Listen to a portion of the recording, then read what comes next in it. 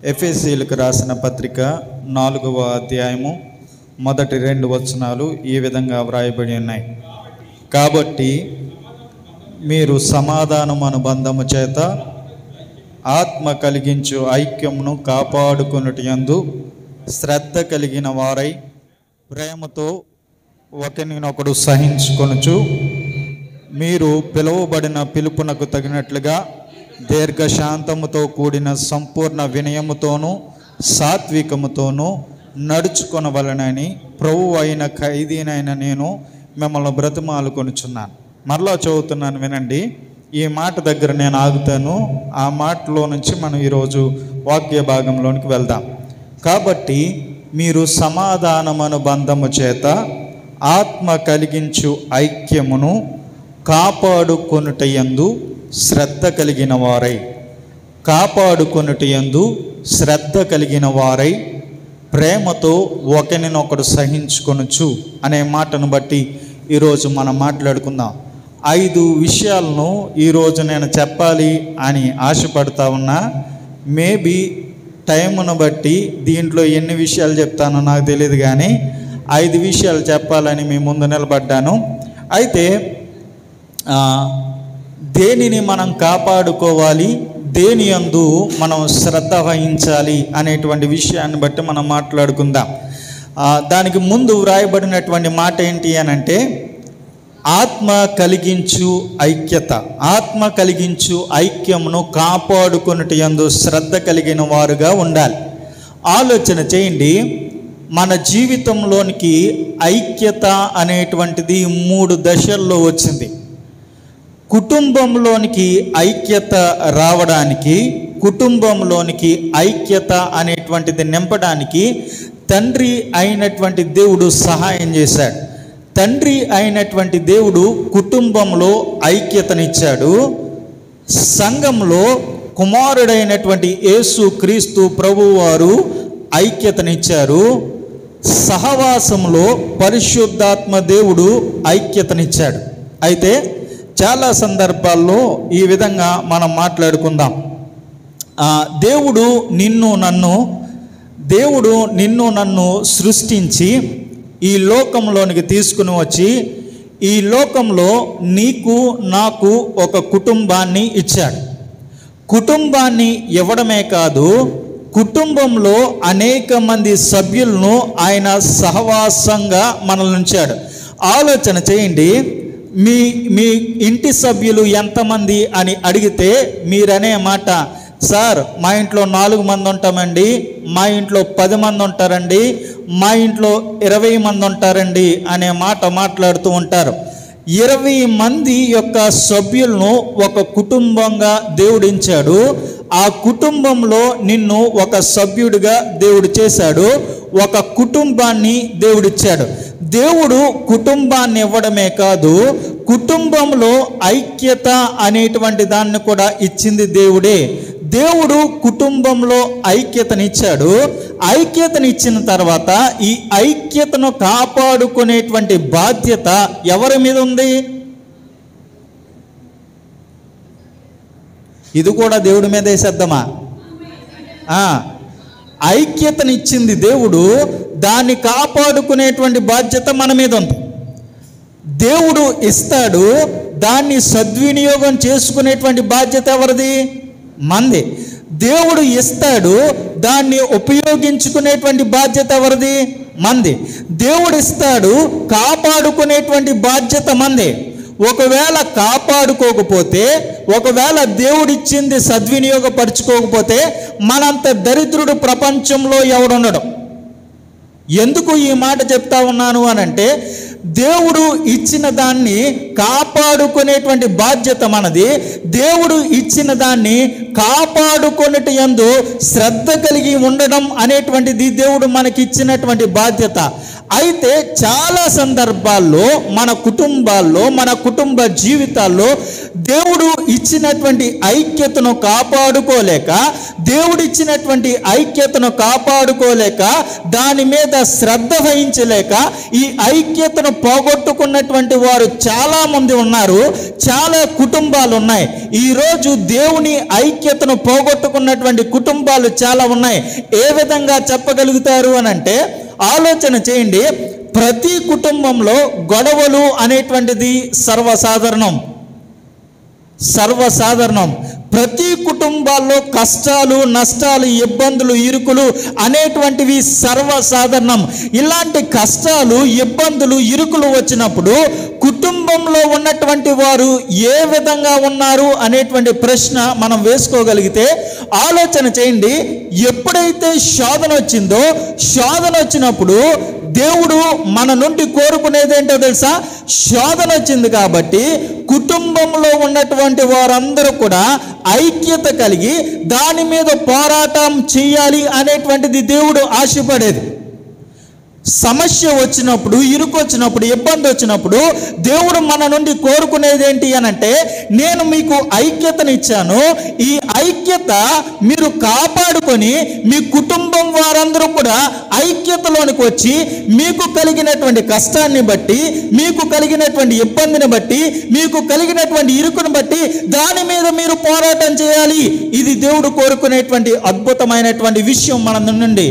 కానీ ఏమవుతూ ఉంది అనంటే, దేవుడు ఐక్యత అనేటువంటిది మన కుటుంబంలో ఇచ్చాడు. కానీ మన కుటుంబంలో ఎప్పుడైతే శోధన వచ్చిందో, ఎప్పుడైతే ఇరుకు వచ్చిందో, ఎప్పుడైతే ఇబ్బంది వచ్చిందో, మన పరిస్థితులు ఎలా మారిపోతున్నాయో తెలుసా? ఐక్యతగా మెలగవలసినటువంటి కుటుంబం ఎవరి దారి వారు చూసుకునేటువంటి ప్రయత్నం చేస్తూ ఉన్నారు. ఎవరికి ఇష్టం వచ్చినట్లుగా వాళ్ళు వెళ్ళిపోతూ ఉన్నారు. ఆలోచన చేయండి. మనకు శోధన ఎదురైనప్పుడు, ఇబ్బంది ఎదురైనప్పుడు, ఇరుకు ఎదురైనప్పుడు మనం ఐక్యతగా లేకుండా మన పరిస్థితి ఏ విధంగా ఉంటుంది? కుటుంబంలో ఏ విధంగా ఉంటుందో తెలుసా? నలుగురు ఒకవేళ కుటుంబంలో ఉన్నారనుకోండి, శోధన ఎదురైన వెంటనే నలుగురు 4 పక్కలకు పోతారు, నలుగురు 4 దిక్కులకు పోతారు, నలుగురు 4 మూలకు పోతారు. ఆలోచన చేయండి. అలాంటి పరిస్థితుల్లో ఎక్కడైనా ఐక్యత అనేటువంటిది కనిపిస్తుందా? కనిపించదు. దేవుడు కోరుకున్నదేంటి? ఇలాంటి సమస్య వచ్చినప్పుడు మీరందరూ కలిసి ఏకముగా దాని మీద పోరాడాలి. ఇది దేవుడు కోరుకునేది. కానీ మనం ఏం చేస్తున్నామో తెలుసా? దేవుడు ఇచ్చినటువంటి ఐక్యతను పోగొట్టేసుకుని, దేవుడు ఇచ్చినటువంటి ఐక్యతను కాపాడుకోలేక, దేవుడు ఇచ్చినటువంటి ఐక్యతను మర్చిపోయి మనకిష్టానుసారమైనటువంటి రీతిలో మనం వెళ్ళిపోతూ ఉన్నాం. అయితే ఎవడికి ఇష్టానురీతిగా వాడు వెళ్ళిపోతూ ఉన్నప్పుడు జరిగేటువంటి అనర్థం ఏంటో తెలుసా? ఆలోచన చేయండి. దేవుడిచ్చినటువంటి ఐక్యతలో నుండి ఎప్పుడైతే మనం బయటకు వెళ్ళాలి అనేటువంటి ప్రయత్నం చేశామో, వెళ్ళంగానే జరిగేటువంటి అనర్థం ఏంటో తెలుసా? నువ్వు వెళ్ళంగానే మన మీద సాతానుడు ఆయన ప్రయత్నం చేస్తూ ఉంటాడు. సాతానుడు మన మీద సకల అస్త్రాలను ఉపయోగిస్తాడు. ఆలోచన చేయండి. ఎప్పుడైతే మనం సాతానుడికి ఒంటరిగా దొరుకుతామో అప్పుడే మన మీద వాడి యొక్క ప్రయత్నం చేస్తాడు. ఆలోచన చేయండి. కుటుంబం ఐక్యతగా ఉన్నప్పుడు సాతానుడు కుటుంబంలో పనిచేయడు. కుటుంబం ఐక్యతతో ఉన్నప్పుడు సాతానుడు కుటుంబంలోనికి రాలేడు. మరి ఎప్పుడు వస్తాడు? నీవు ఎప్పుడైతే ఈ ఐక్యతలో నుండి బయటకు వచ్చావో, ఎప్పుడైతే నువ్వు ఒంటరిగా కనిపించావో అప్పుడు సాతానుడు నీలోకి వస్తాడు. నీలో వాడి యొక్క అస్త్రాలను ప్రయోగిస్తూ ఉంటాడు. నీలో వాడి చిత్తాన్ని చేయడం జరిగిస్తూ ఉంటాడు. ఆలోచన చేయండి. ఇది మీకు బాగా అర్థం అవడానికి నేను ఒక ఉదాహరణ మీకు చెప్తాను. దేవుడు ఆదామును అవ్వను చేసి ఏదైనా తోటలో పెట్టాడు. ఏదైనా తోటలో పెట్టిన తర్వాత వారిద్దరూ ఐక్యతగా ఉన్నప్పుడు, వారిద్దరూ ఏకముగా ఉన్నప్పుడు వారి మధ్యలోకి సాతానుడు రావడానికి ఇష్టపడలా. సాతానుడు రాలే. ఎప్పుడు? వారిద్దరూ కూడా ఐక్యతతో ఉన్నప్పుడు. మరి ఎప్పుడు వచ్చాడు? ఇద్దరు కలిసి ఉన్నప్పుడు వచ్చాడా? ఇద్దరు విడివిడిగా ఉన్నప్పుడు వచ్చాడా? ఎప్పుడైతే ఆదాము ఒక చోటనున్నాడో, ఎప్పుడైతే అవ్వ ఒక చోటనుందో, ఇదే మంచి తరుణం, ఇదే మంచి సమయం అని చెప్పి వెళ్ళి అవ్వతో మాట్లాడడం ప్రారంభించాడు. బహుశా ఆ సమయంలో ఆదాము ఏదో పనికిపోయి ఉంటాడు, లేకపోతే ఏదో పని చేస్తూ ఉన్నాడేమో, లేకపోతే మొక్కలకి నీళ్లు పెడతా ఉన్నాడేమో, లేకపోతే సేద్యపరుస్తూ ఉన్నాడేమో, లేకపోతే ఏదైనా కాయగూరలు తేడానికి పోయాడేమో, లేకపోతే ఏదైనా తెచ్చుకోవడానికి వెళ్ళాడేమో. అలాంటి పరిస్థితుల్లో ఈమె ఒక్కతే దొరికింది. ఈ ఒక్కతిగా ఉన్నప్పుడే మాట్లాడడం మంచిది అనుకుని మాట్లాడడం మొదలుపెట్టింది. వెంటనే వారి యొక్క వైవాహిక బంధంలోనికి కానీ వారి యొక్క కుటుంబంలోనికి కానీ కలహాలు అనేటువంటిది అప్పుడు మొదలయ్యాయి. వారిద్దరూ ఐక్యముగా ఉన్నప్పుడు వారి జీవితంలో వ్యత్యాసాలు అనేటువంటివి లేవు, వారి జీవితంలో భేదాభిప్రాయాలు అనేటువంటివి లేవు, వారి జీవితంలో మాట అంటే పడనటువంటి పరిస్థితులు అప్పుడు లేవు. ఎప్పుడొచ్చినాయి ఇవన్నీ అనంటే, ఎప్పుడైతే మనం ఒంటరి వారంగా భావించామో, ఎప్పుడైతే సాతాను ఒంటరిగా ఉన్నటువంటి వారిని టార్గెట్ చేస్తాడో, ఎప్పుడైతే సాతానుకి మనం దొరికిపోతామో అప్పుడు వాడి యొక్క కార్యాలు మన యొక్క జీవితంలో చేయడం ప్రారంభిస్తాడు. ఆలోచన చేయండి, దీని తర్వాత ఆ కుటుంబం ఎలాంటి వ్యస్తగస్తమైనటువంటి పరిస్థితుల్లోకి వెళ్ళిపోయిందో మీరు ఖచ్చితంగా చూడొచ్చు. ఏమమ్మా నువ్వు ఈ పండు ఎందుకు తిన్నావు అనంటే, నన్ను ఇది మోసగించింది అని ఆ యొక్క స్త్రీ చెప్తే, యావయ్యా నువ్వు ఈ పండు ఎందుకు తిన్నావు అనంటే, నీవిచ్చినటువంటి స్త్రీ నాకు ఇవ్వడం కారణంగా నేను తిన్నాను. అప్పటిదాకా ఇలాంటి వ్యత్యాసాలు వారి యొక్క జీవితంలో లేవు. ఇలాంటి ఒకరి మీద ఒకరు నిందలు వేసుకునేటువంటి పరిస్థితి అప్పుడు లేదు. ఒకరి మీద ఒకరు అక్కస్సు కక్కుకున్నటువంటి పరిస్థితులు అప్పుడు లేవు. లేకపోతే ఒకరంటే ఒకరికి పడనటువంటి భావన అనేటువంటిది అప్పుడు లేదు. కానీ ఎప్పుడైతే వారి యొక్క జీవితంలోనికి సాతాను ప్రవేశించాడో వారి యొక్క కుటుంబం యొక్క స్థితి మారిపోయింది. కుటుంబం పరిస్థితి మారిపోయింది. ఎందుకు మారిపోయింది అనంటే, దేవుడు అన్నాడు, మీరు ఏక శరీరం, ఏక కుటుంబం, ఏక మనస్సు అని అన్నాడు. దేవుడు వారిని ఏ విధంగా ఉంచాలి అని అనుకున్నాడు అనంటే, మీరు కుటుంబంగా ఐక్యతతో ఉండాలి అని దేవుడు ఆశిస్తే, వారు ఆ ఐక్యతను కాపాడుకున్నట్లో ఫెయిల్ అయిపోయారు. ఆ ఐక్యతను కాపాడుకోలేక, ఆ ఐక్యత యందు శ్రద్ధ చూపించలేక, అశ్రద్ధ కలిగి దేవుని యొక్క ఐక్యతను పోగొట్టుకున్నారు. ఈ ఐక్యతను పోగొట్టుకున్నటువంటి కారణం చేత కుటుంబం చెడిపోయింది. కుటుంబం చెడిపోయింది. ఇది మొదటిది. రెండవది, సంఘంలో దేవుడు మనల్ని చేర్చిపెట్టాడు. ఏ విధంగా అనంటే, మనం పాపంలో చచ్చిన వారమై ఉన్నప్పుడు క్రీస్తు యేసు మనలను మరలా బ్రతికించాడు. మనం పాపంలో చావకుండా ఉండినట్లు, మనం పాపపు భీతిలో పడకుండా ఉండినట్లు ఆయన మనల్ని ఏం చేశాడు అనంటే, తన రక్తం ఇచ్చి, తన స్వరక్తం ఇచ్చి ఆయన మనల్ని కొని, ఆయన మనల్ని సంఘంలో సహవాసంలో ఒక సభ్యునిగా మనల్ని చేర్చిపెట్టాడు. ఆలోచన చేయండి, మనమందరము సంఘము అనేటువంటి ఈ యొక్క వ్యవస్థలోనికి రావడానికి, సంఘము అనేటువంటి ఈ గొప్ప సమూహంలోనికి రావడానికి యేసు క్రీస్తు తన యొక్క రక్తాన్ని కాచాడు అనేటువంటి విషయాన్ని మర్చిపోకూడదు. యేసయ్య తన రక్తాన్ని కాచి మనల్నందరినీ కూడా ఆయన తన రక్తపు వెలతో మనల్ని ఆయన కొన్నాడు. ఇది మనకి ఉచితంగా వచ్చింది కాదు, ఇది ఒకరి యొక్క ప్రాణ త్యాగముతో మనకు వచ్చినటువంటి గొప్ప ఫలితం. ఇది ఆయన మనల్ని రక్షించి ఆయన సంఘంలో మనల్ని ఒక సభ్యునిగా పెట్టాడు. సంఘంలో సభ్యునిగా ఉన్నప్పుడు, సంఘంలో నిన్ను చేర్చినప్పుడు మన బాధ్యత ఏంటి అనంటే, సంఘంలో దేవుడు ఐక్యతనుంచాడు. సంఘంలో దేవుడు ఐక్యతనుంచాడు. ఈ ఐక్యతను కాపాడుకునేటువంటి బాధ్యత ఎవరిది అనంటే, ఇక్కడ కూర్చున్న ప్రతి ఒక్కరిది. ఏ ఒక్కడిదో కాదు. ఇక్కడ కూర్చున్న ప్రతి ఒక్కడి యొక్క బాధ్యత ఏంటి అనంటే, దేవుడు వాడికి ఇచ్చినటువంటి బాధ్యత ఏంటి అనంటే, నీకు ఇచ్చినటువంటి ఐక్యత, సంఘంలో అంటూ నీకు ఇచ్చినటువంటి సభ్యత్వం, సంఘంలో నీకు ఇచ్చినటువంటి ఈ ఐక్యతను కాపాడుకున్నట్లో శ్రద్ధ వహించు. ఒకవేళ సంఘంలో ఈ ఐక్యతను కాపాడుకొనిట్లో శ్రద్ధ వహించకపోతే, కాపాడుకోకపోతే జరిగేటువంటి నష్టం ఏంటో తెలుసా? జరిగేటువంటి అనర్థాలు ఎన్నో తెలుసా? ఆలోచన చేయండి. ఎప్పుడైతే సంఘం అనేటువంటి ఈ యొక్క ఐక్యతలో నుండి బయటకు వెళ్ళేటువంటి ప్రయత్నం చేస్తామో, సంఘం అనేటువంటి ఈ యొక్క గొప్ప వ్యవస్థలో నుండి బయటికి అడుగు పెట్టాలి అనేటువంటి ఆలోచన చేస్తామో, అడుగు పెట్టాలి అనేటువంటి ఆలోచన నీకు వచ్చి రాగానే నీ జీవితంలోనికి సాతానుడు వచ్చి నీ జీవితంలో వాడి యొక్క కార్యాలు జరిగిస్తూ ఉంటాడు. ఆలోచన చేయండి.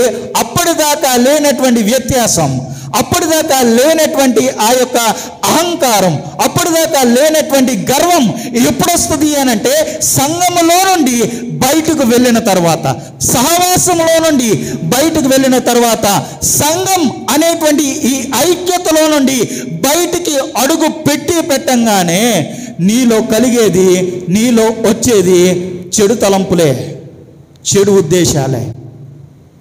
ఆలోచన చేయండి. ఎప్పుడైతే మనం బయటకు వెళ్ళేటువంటి ప్రయత్నం చేస్తామో మనకు వచ్చేటువంటి ఆలోచనలు ఏంటో తెలుసా? చాలా సందర్భాల్లో ఎవరు సంఘంలో ఉన్నటువంటి ఐక్యతను పోగొట్టాలి అని చూస్తారు అని అంటే, వారు సంఘ ఐక్యత అనేటువంటి దాన్ని చవి చూడలేనటువంటి వారు, దాని మీద కనీస అవగాహన లేనటువంటి వారు సంఘంలో ఉన్నటువంటి ఐక్యతను పోగొట్టేటువంటి ప్రయత్నం చేస్తూ ఉంటారు. ఆలోచన చేయండి. ఒకరినొకలాగా ఎప్పుడు చూడగలం? డబ్బు ఉన్నటువంటి వారిని ఒకలాగా, డబ్బు లేనటువంటి వారిని ఒకలాగా మనం ఎప్పుడు చూడగలం? ఎప్పుడు చూడగలం చెప్పండి? దేవుని రక్షణార్థమైనటువంటి జీవితాన్ని జీవిస్తున్నటువంటి నీవు రక్షించబడినప్పుడు, ఆయన రక్తము చేత కొనిబడినటువంటి నీవు నేను ఇక్కడ కూర్చున్నటువంటి వారు అందరం ఒకటే అనేటువంటి భావన నీకు ఎప్పుడు ఉంటుంది? సంఘ ఐక్యతలో ఉన్నప్పుడు నీవు నేను మనమందరం ఒకటే అనేటువంటి భావన ఉంటుంది. అయితే నీవు వేరు నేను వేరు అనేటువంటి భావన ఎప్పుడు వస్తుంది? సంఘ ఐక్యతలో నుండి బయటకు వెళ్ళిన తర్వాత వ్యత్యాసం చూడడం ప్రారంభిస్తాం, గర్వం ప్రదర్శిస్తూ ఉంటాం, అహంకారం ప్రదర్శిస్తూ ఉంటాం, కులం అనేటువంటిది సంఘంలోనికి తీసుకొస్తాం, వర్గం అనేటువంటి దాన్ని సంఘంలోనికి తీసుకొస్తాం. ఇవన్నీ కూడా సాతానుడు ప్రేరేపించినటువంటి ప్రేరేపణలే. అంతేగాని మనుష్యుడు తాను ఎప్పుడైతే సాతానికి లోబడిపోయాడో అప్పుడు వచ్చేటువంటి వ్యత్యాసం అదే, అప్పుడు వచ్చే వ్యత్యాసం అదే. ఆలోచన చేయండి. ఇక్కడ కూర్చున్న ప్రతి ఒక్కడు, మీరు ఏం పని చేస్తున్నా, మీరు ఎలాంటి వారైనా, మీరు ఎలాంటి స్థితిగతుల్లో ఉన్నా మనమందరం ఒకటే. అంటారేమో, నిన్ను రక్షించింది, నన్ను రక్షించింది ఒక్కడే. నీ కొరకు ప్రాణం పెట్టింది, నా కొరకు ప్రాణం పెట్టింది ఒక్కడే. నీ కొరకు రక్తం గార్చింది, నా కొరకు రక్తం గార్చింది ఒక్కడే. నిన్ను కన్నది, నన్ను కన్నది ఒక్కడే. నీలో పనిచేస్తున్నటువంటి ఆత్మ, నాలో పనిచేస్తున్నటువంటి ఆత్మ ఒకటే. దీంట్లో ఏమైనా వ్యత్యాసం ఉంటే నీవు నేను వ్యత్యాసంగా చూసుకోవచ్చు. ఈ అన్ని విషయాల్లో ఎక్కడైనా వ్యత్యాసం కనిపిస్తుందా నీకు? ఎక్కడైనా వ్యత్యాసం కనిపిస్తుందా? ఎక్కడా కనిపించదు. దేవుడు అన్నాడు, దేవుడు ఒక్కడే, కుమారుడైనటువంటి క్రీస్తు ఒకడే, మీలో పనిచేస్తున్నటువంటి ఆత్మ ఒకటే. మరెక్కడ తేడా? మనుషుల యొక్క ఆలోచనలో తేడా, మనుషుల యొక్క ఉద్దేశాల్లో తేడా, మనుషులకు ఉన్నటువంటి స్థాయిలను బట్టి, మనుషులకు ఉన్నటువంటి పొజిషన్ బట్టి ఈ యొక్క సంఘంలో ఉన్నటువంటి వారిని ఒకరినొకలాగా చూసేటువంటి భావన కేవలం మనుషుడిదే కానీ దేవుడిది కాదు. దేవుడు అందరినీ సమానంగా చూస్తాడు. అందుకని దేవుడు అంటున్నటువంటి మాట, దేవుడు లోకమును ఎంతో ప్రేమించి, దట్స్ ద థింగ్. అది దేవుడు చెప్తున్న మాట. ఆలోచన చేయండి. ఇది మనం కాపాడుకోలేకపోతే సంఘం అనేటువంటి ఐక్యత అనేటువంటిది చెడిపోతుంది. చెడిపోతే జరిగేది ఏంటో తెలుసా? వర్గాల వారిగా విడిపోతారు, కులాల వారిగా విడిపోతారు, మనుషుల వారిగా విడిపోతారు, లింగాల పరంగా విడిపోతారు. ఆలోచన చేయండి, అది జరిగేది. ఇది జరగకూడదు అని అంటే దేవుడు సంఘంలో ఇచ్చినటువంటి ఐక్యతను కాపాడుకున్నట్లు నీవు నేను శ్రద్ధ కలిగి ఉండాలి. ఇది రెండవది. మూడవది, సహవాసం అనేటువంటి దాంట్లో ఐక్యతను ఇచ్చింది పరిశుద్ధాత్ముడు. మన సహవాసంలోనికి రావడానికి కారణం ఎవరు అనంటే పరిశుద్ధాత్మ దేవుడు. ఏ విధంగా ఆయన మనల్ని సహవాసంలో చేర్చాడు అనంటే ఆలోచన చేయండి. మనం ఎప్పుడైతే మన పాపం విషయంలో మనం పశ్చాత్తాపడ్డామో, ఎప్పుడైతే నువ్వు పశ్చాత్తాప పడుతున్నప్పుడు నీలో పనిచేయడం మొదలుపెట్టేది పరిశుద్ధాత్ముడు, నీలో పనిచేయడం ప్రారంభించేది పరిశుద్ధాత్ముడు. ఆలోచన చేయండి, నీవు పశ్చాత్తాప హృదయం కలిగినటువంటి వాడిగా ఉండిన తర్వాత పరిశుద్ధాత్ముడు వచ్చి పనిచేస్తాడు. ఎలాగా? నీ పాపం విషయంలోనూ, నీతి విషయంలోనూ, ఆయన తీర్పు విషయంలోనూ ఆయన వచ్చి ఒప్పింపజేస్తాడు. మనలో చదువుతున్నాను, వినండి. ఆయన వచ్చి నీతి విషయంలోనూ, పాపం విషయంలోనూ మరియు తీర్పు విషయంలోనూ మనల్ని ఒప్పింపజేస్తాడు. ఎవరు వస్తారు? పరిశుద్ధాత్మ దేవుడు వచ్చి ఏం చేస్తాడు? మన పాపం విషయంలో, నీతి విషయంలో, తీర్పు విషయంలో ఆయన మనల్ని ఒప్పింపజేస్తాడు. ఆలోచన చేయండి, మనం పశ్చాత్తాపం కలిగినప్పుడు ఆయన పని చేయడం ప్రారంభిస్తాడు. ఆయన పని చేస్తూ ఉన్నప్పుడు మనం చేసేటువంటి పని ఏంటో తెలుసా? మనం చేసినటువంటి ప్రతి పాపాన్ని మన హృదయాంతరంగంలో నుండి ఒప్పుకునేటువంటి ప్రయత్నం చేస్తాం. పరిశుద్ధాత్ముడు చేసేటువంటి పని ఏంటో తెలుసా? ఒప్పుకోలు కలిగిస్తాడు. మనం చేసినటువంటి ప్రతి పాపాన్ని దేవుని యొక్క పాదాల దగ్గర ఒప్పుకునేటట్లుగా మనల్ని ప్రేరేపించేది పరిశుద్ధాత్మ దేవుడు. ఆ విధంగా మనల్ని ఒప్పిస్తాడు. ఒప్పించిన తర్వాత మనల్ని రక్షణార్థమైనటువంటి జీవితంలోనికి నడిపిస్తాడు. ఆలోచన చేయండి, మనం ఎప్పుడైతే రక్షించబడ్డామో, ఎప్పుడైతే బాప్తిస్మ అనుభవంలోనికి వచ్చామో, ఎప్పుడైతే బాప్తిస్మం తీసుకున్నామో, బాప్తిస్మము తీసుకోగానే మనలో పరిశుద్ధాత్ముడు చాలా విరివిగా పనిచేస్తాడు. ఆలోచన చేయండి, మీరు రక్షించబడిన తర్వాత, మీరు బాప్తిసం పొందిన తర్వాత మీ మనస్సాక్షి చాలా ఫాస్ట్గా పనిచేస్తుంది. ఎప్పుడైనా గమనించుకోండి, తొలి దినాల్లో పరిశుద్ధాత్మ దేవుడు లేకపోతే మీ యొక్క అంతరాత్మ పనిచేసే అంత వేగంగా తర్వాత పనిచేయదు, చాలా వేగంగా పనిచేస్తుంది. ఎలాగో తెలుసా? ఇప్పుడు నేను ఒక చోటకు వెళ్ళాలి అని అనుకుంటూ ఉంటే బహుశా అది చెడు స్థలం అనుకోండి. నేను రక్షించబడినటువంటి తొలి దినాల్లో నేను ఒక చోటకు వెళ్ళాలనుకుంటున్నాను, అది మంచి ప్రదేశం కాదు.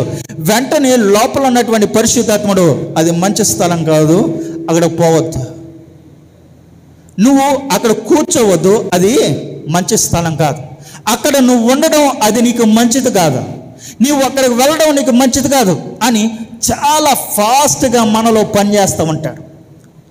అయితే పరిశుద్ధాత్ముని మనం మన యొక్క జీవితంలో కాపాడుకోలేకపోతే, ఆ పరిశుద్ధాత్ముని మన యొక్క జీవితంలో కాపాడుకునేటువంటి ప్రయత్నం మనం చేయకపోతే పరిశుద్ధాత్ముడు మనలో మౌనుడై ఉండిపోతాడు.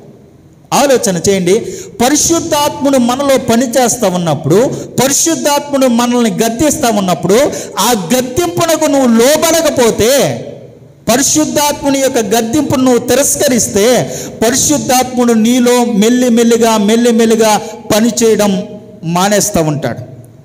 నీ తొలి దినాల్లో విరివిగా లేకపోతే అత్యంత వేగంగా స్పందించినటువంటి పరిశుద్ధాత్ముడు నీవు పాపం చేస్తూ ఉన్నప్పుడు, పరిశుద్ధాత్మునికి వ్యతిరేకంగా నువ్వు నడుస్తూ ఉన్నప్పుడు నీలో ఆ వేగం తగ్గిపోతుంది.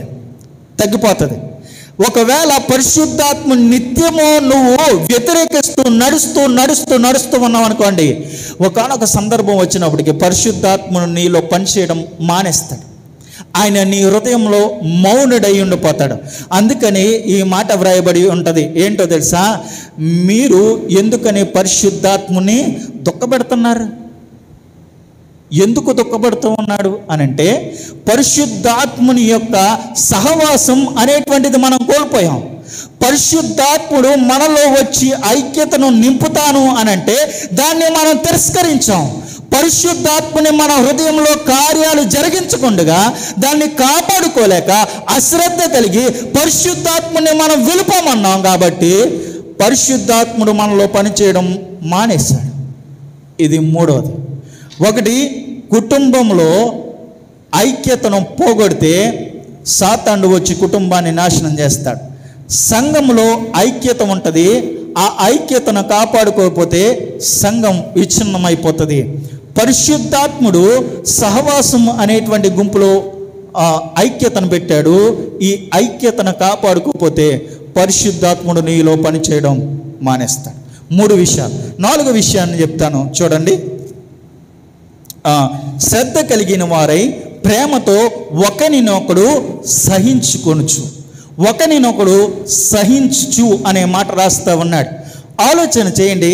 ఇక్కడ కూర్చున్న మనమందరం కూడా కాబట్టి అనే మాటను రాస్తూ ఉన్నాడు. కాబట్టి మనమందరం రక్షించబడినటువంటి వారం కాబట్టి మనకు కలిగి ఉండవలసినటువంటి అద్భుతమైనటువంటి లక్షణం ఏంటో తెలుసా? సహించడం అనేటువంటిది మన జీవితంలో మనం నేర్చుకోవాలి. ఎందుకు అనంటే, దేవుడు నీ జీవితంలో సమాధానం అనేటువంటిది ఇచ్చాడు.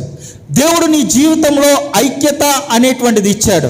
నీ కుటుంబంలో ఐక్యతనిచ్చాడు, సంఘంలో ఐక్యతనిచ్చాడు, సహవాసంలో ఐక్యతనిచ్చాడు. ఎందుకు ఇచ్చాడయ్యా అనంటే సహించడానికి ఇచ్చాడు.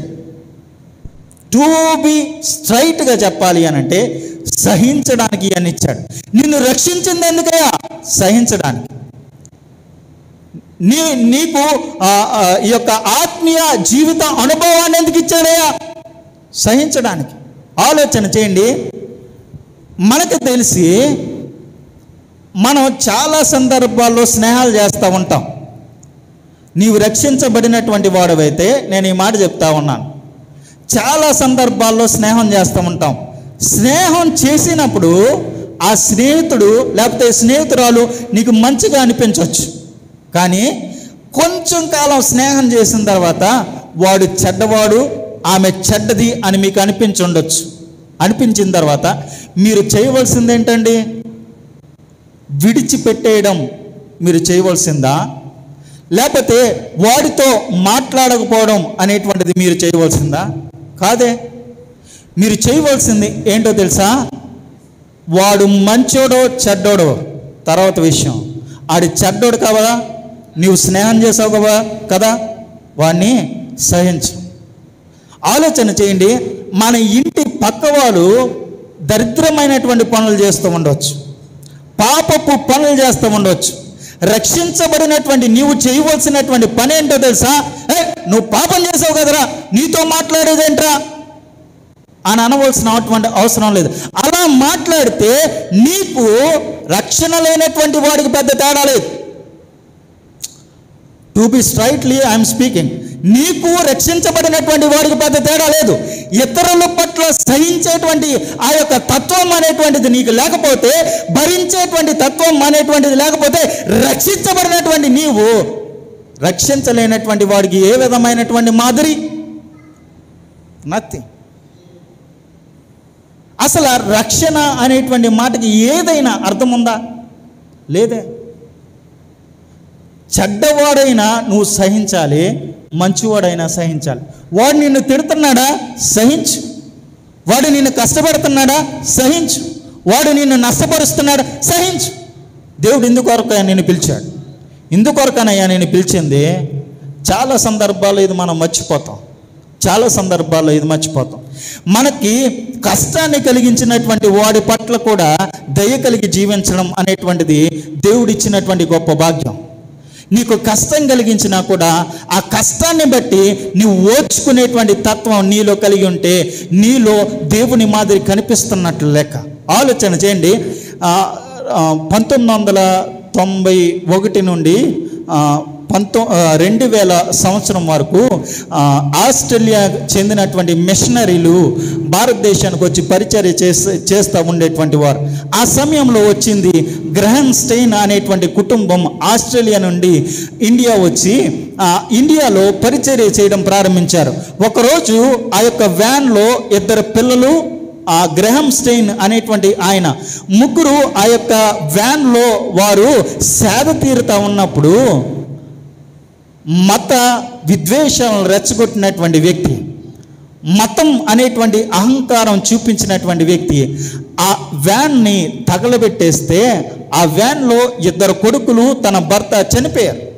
చనిపోయిన తర్వాత ఆమె భార్య, గ్రహం స్టెయిన్ భార్య ఇచ్చినటువంటి స్టేట్మెంట్ ఏంటో తెలుసా?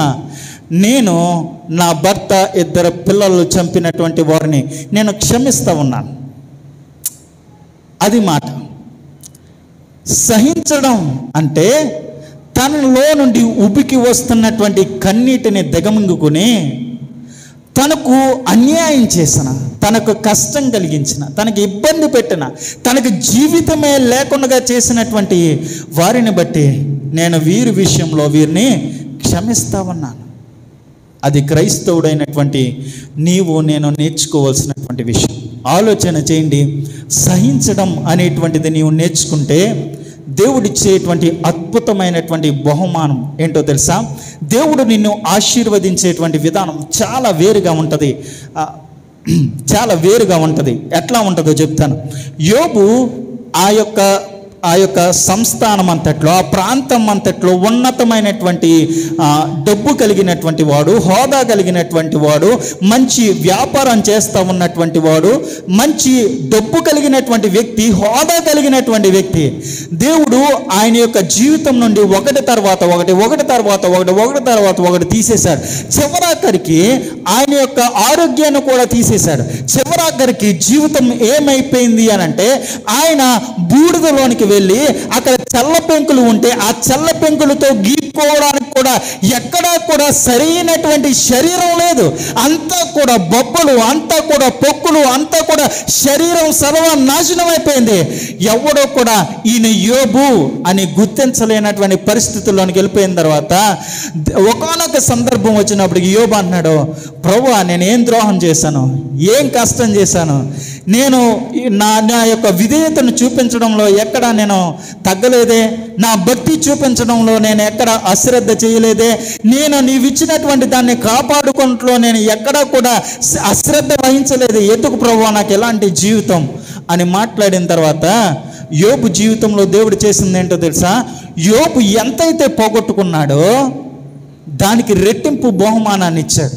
యోబు ఎంతైతే పోగొట్టుకున్నాడో దానికి 2 ఆశీర్వాదాన్ని ఇచ్చాడు.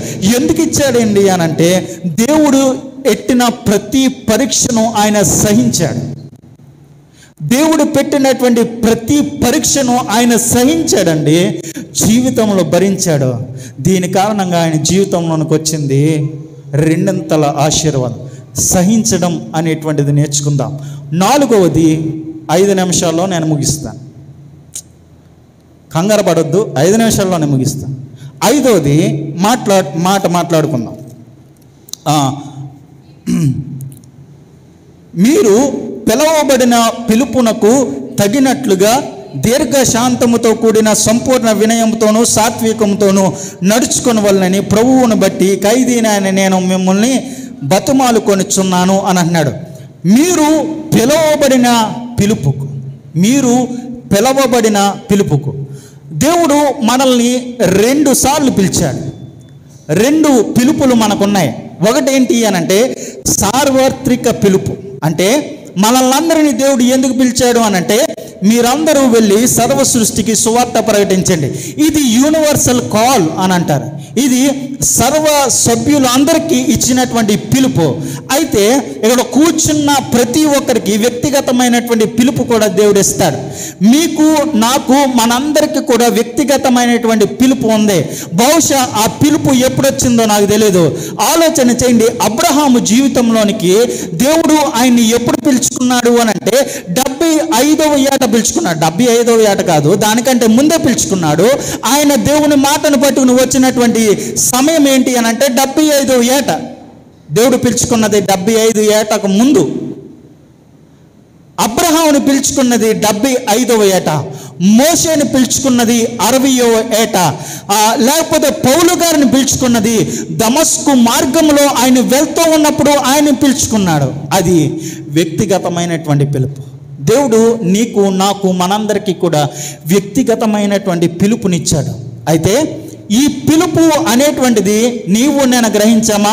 ఒకవేళ ఆ పిలుపును నీవు నేను గ్రహించకపోతే ప్రతి దాంట్లోకి వేలు పెట్టడానికి చూస్తారు. పిలుపు అనేటువంటిది, దేవుడు నిన్ను పిలిచినటువంటి ఉద్దేశాన్ని తెలుసుకోకపోతే అన్ని వాటిల్లో అడుగుపెట్టి చివరాఖరికి ఏమీ కాకుండా పోతాం. అయితే ఆలోచన చేయండి, దేవుడు మనకిచ్చినటువంటి పిలుపేంటి? దేవుడు నీకు ఇచ్చిన పిలుపేంటి? మనలో చాలామందికి పాటలు పాడేటువంటి పిలుపునిచ్చాడు. మనలో చాలామందికి వాక్యము చెప్పగలిగేటువంటి పిలుపునిచ్చాడు. మనలో చాలామందికి పాటలు రాసేటువంటి గొప్ప పిలుపునిచ్చాడు. మనలో చాలామందికి సంఘాన్ని నడిపించేటువంటి యోగ్యమైనటువంటి స్థితిని దేవుడిచ్చాడు. మనలో చాలామందికి సంఘంలో ఉపకరణములన్నింటినీ సమకూర్చేటువంటి పిలుపునిచ్చాడు. మన పిలుపు అనేటువంటిది అనేక కోణాల్లో ఉంది. అయితే ఈ పిలుపును బట్టి మనం ఏ విధంగా నడుచుకోగలుగుతూ ఉన్నాం? ఆలోచన చేయండి. దేవుడు పిలిచాడు నన్ను, అయితే ఆ పిలుపునకు తగినట్లుగా నేను జీవిస్తా ఉన్నానా అనేటువంటిది ఆలోచన చేయాలి. చాలా సందర్భాల్లో దేవుని పిలుపును నిర్లక్ష్యం చేస్తూ ఉంటాం. దేవుని పిలుపును మనం కాదనేటువంటి పరిస్థితి మన జీవితంలో చేస్తూ ఉంటాం. ఆలోచన చేయండి, దేవుడు నిన్ను పిలుచుకున్నాడు. ఆలోచన చేయండి, దేవుని పిలుపు ఒక పక్క, నిన్ను ఒక పక్కన పెడితే ఆ యొక్క తక్కిడ అనేటువంటిది ఎటుంది? దేవుడు నిన్ను పిలుచుకున్నాడు, పిలుచుకున్నటువంటి జీవితం ఏ విధంగా ఉంది? దేవుడు రెండు కూడా ఆ యొక్క తక్కిడలో వేసి చూస్తాడు. నేను నిన్ను ఈ ఉద్దేశంతో పిలుచుకున్నాను, నువ్వు ఎంతవరకు దాంట్లో ఎమడగలిగావు? ఎంతవరకు దాంట్లో నువ్వు ఫలించగలిగావు? ఎంతవరకు దాంట్లో నీవు ఆ యొక్క స్థాయికి రాగలిగావు? ఒకవేళ దేవుడు పిలిచింది ఆ పిలుపునకు వదిలి మనం వెళ్ళిపోతే ఆ బ్యాలెన్స్ అనేటువంటిది ఉండకపోతే జరిగేది ఏంటో తెలుసా? నేను చాలా సందర్భాల్లో నేను అనుకుంటూ ఉంటాను, దేవుని యొక్క పిలుపునకు తగినట్లుగా నా యొక్క జీవితం లేకపోతే నాకు కలిగేటువంటి పర్యవసానం, నేను ఎదుర్కొనేటువంటి ఆ యొక్క శ్రమ నాకు రెండింతలుగా ఉంటుంది. అది నేను ఎప్పుడు అనుకునేటువంటిది. ఎందుకు నేను ఈ మాటలు మాట్లాడుతున్నానో తెలుసా? దేవుడు నన్ను ఈ పరిచర్యలో ఉండమని దేవుడు పిలుపునిచ్చాడు. దేవుడు నాకు వాక్యాన్ని బోధించేటువంటి తలంతునిచ్చాడు. ఒకవేళ నేను దీనిని సరిగ్గా బోధించకపోతే, ఒకవేళ దేవుడు ఇచ్చినటువంటి పిలుపును నేను నిర్లక్ష్యం చేస్తే, దేవుడు నాకు ఇచ్చేటువంటి ప్రతిఫలం అనేటువంటిది చాలా ఘోరంగా ఉంటుంది. నేను ఎప్పుడూ కూడా చాలా అసహనానికి గురయ్యేది ఎందుకో తెలుసా? నేను ఎక్కడ చెప్పకుండా ఉండిపోతానేమని.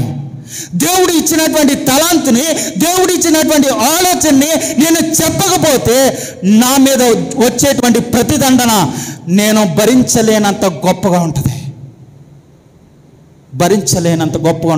నేను చాలా సందర్భాల్లో చాలా ఇదిగా నేను ఎందుకు మాట్లాడతానో తెలుసా?